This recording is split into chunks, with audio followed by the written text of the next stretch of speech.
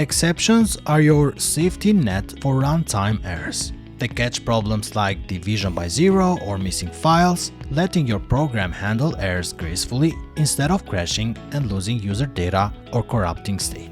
The structure uses try-catch-finally blocks where you put risky code inside the try block, catch specific exceptions first, and handle generic exceptions last.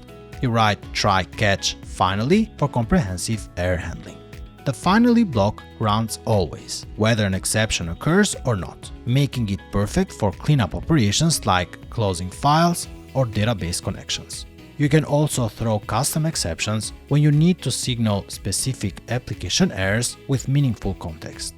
Best practices include catching only exception you can actually handle, logging exceptions with stack traces for debugging, and using custom exceptions for application-specific errors.